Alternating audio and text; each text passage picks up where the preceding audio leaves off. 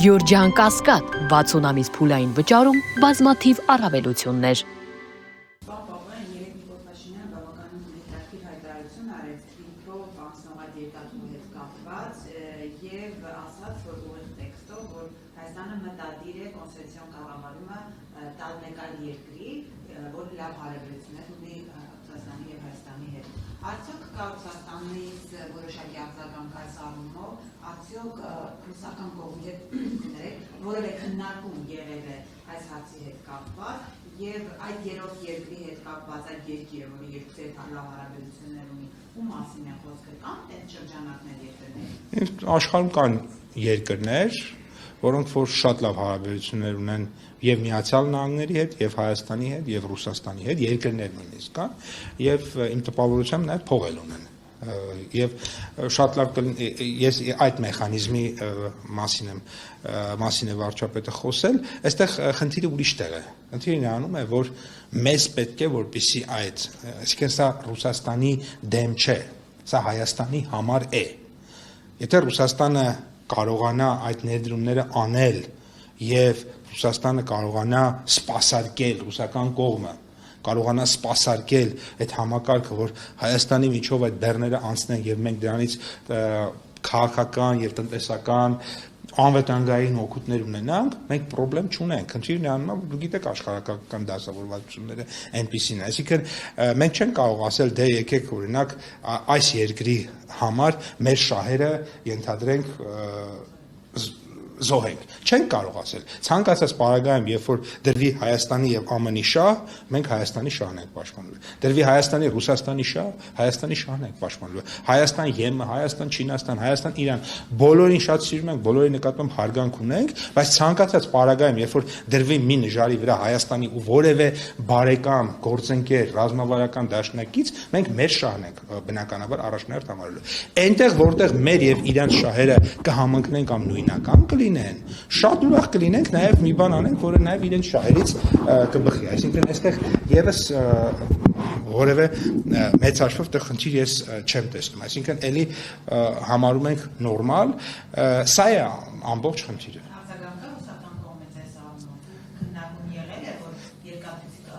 կառավարումը Դե որոշակի արձագանքներ դուք մամուլում նաև վերջին օրերին տեսնում եք, ինչ որ տրամաբանությամբ կա, էլի եմ կրկնում, ուրախ կլինենք, մեր համար շատ կարևոր է, որպեսզի բեռը այդպես գա,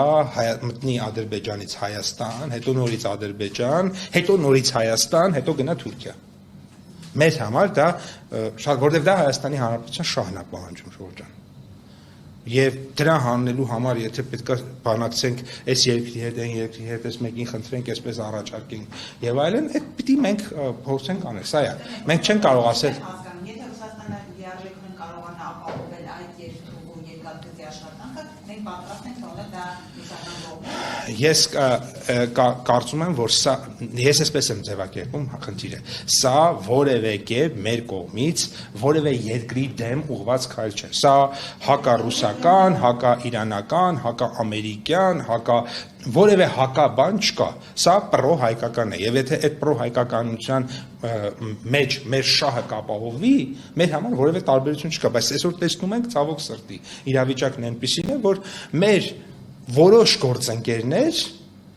կամ մեր գործընկերների մի մասը իրար հետ չեն կարողանում լեզու գտնել։ Հիմա դրա արդյունքում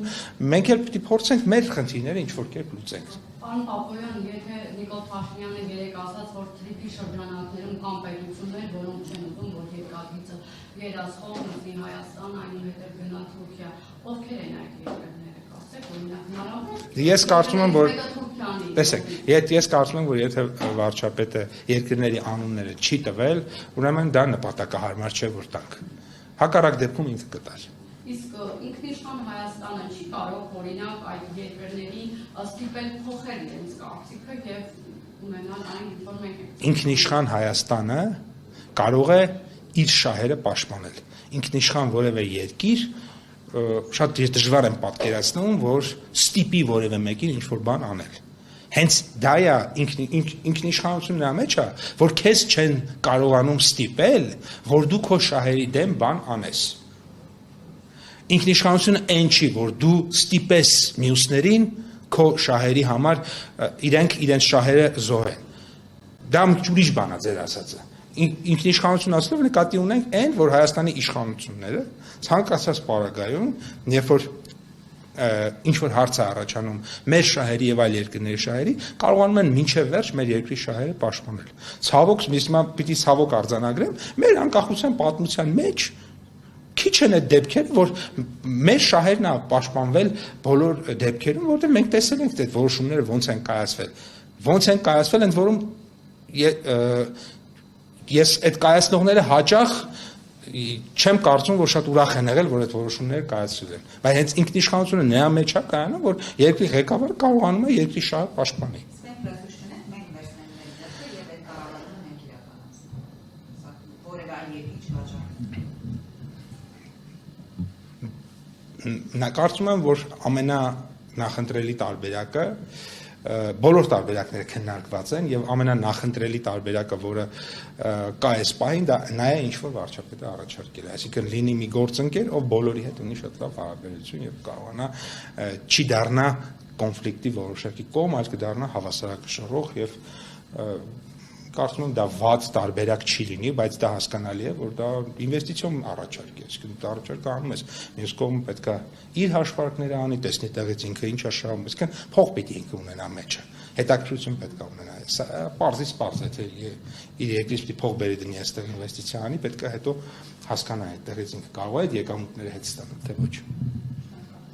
Շնորհակալ եմ շատ։